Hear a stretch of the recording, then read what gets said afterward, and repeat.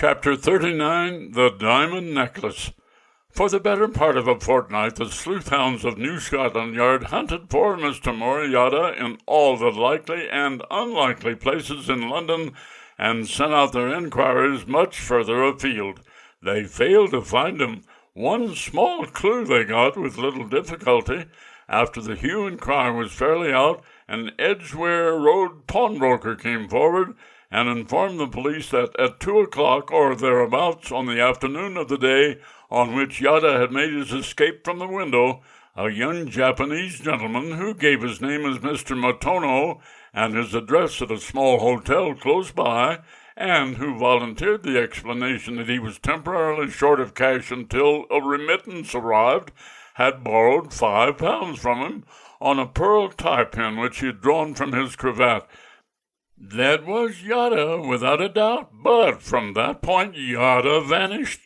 But hunger is the cleverest detective, and at the end of the fortnight certain officials of the Japanese embassy in London found themselves listening to a strange tale from the fugitive who had come to the end of his loan, had nowhere to turn, and no one but the representatives of his nation to whom he could appeal.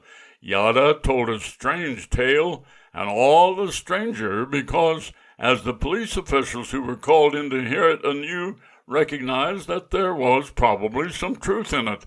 It amounted, when all was heard, to this: Yada was willing to confess that for a few days he had been a successful thief, but he stoutly denied that he was a murderer. This was his story.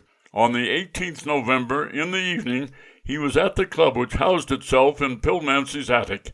There he saw Chang Li, who, according to the other members who were there, was beginning one of his periodic fits of opium smoking, and had been in the inner room stupefying himself since the previous day.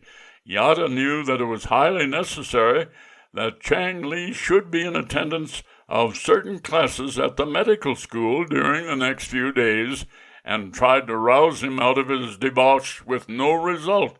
Next day, the 19th, he went to Pilmancy's again,